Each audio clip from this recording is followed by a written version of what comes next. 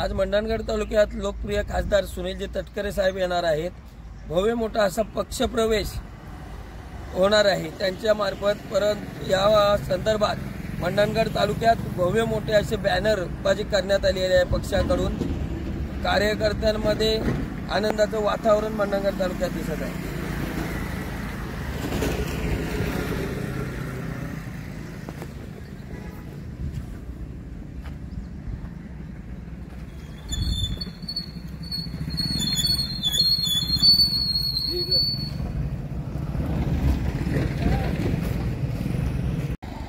आज आपल्याबरोबर राष्ट्रवादीचे ज्येष्ठ कार्यकर्ते भाई पोस्टुरे आपल्याबरोबर आहेत। आज मंडणगड तालुक्यात जो पक्षप्रवेश होणार आहे त्याबद्दल आपण काय सांगाल?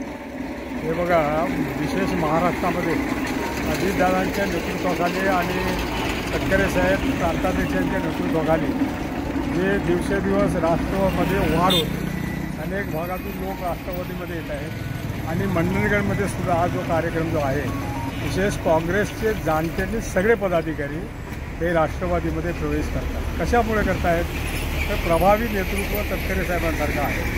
निरनिराळे प्रश्न त्यांनी सोडवलेले आहेत, काही सोडवत आहेत आणि म्हणून त्यासाठी प्रभावित होऊन अनेक ठिकाणी प्रश्न सुटत नाहीत आणि म्हणूनच राष्ट्रवादीमध्ये गेल्यावर अजितदादा किंवा तटकरे साहेब विकासाचे प्रश्न सोडवू शकतात।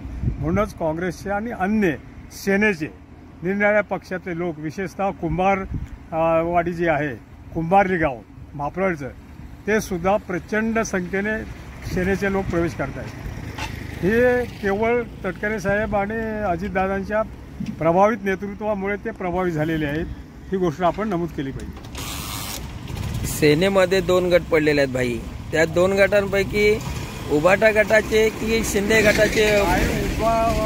उबाटा गटाचे आहेत, काही सेनेचे, अगदी शिंदे गटाचे।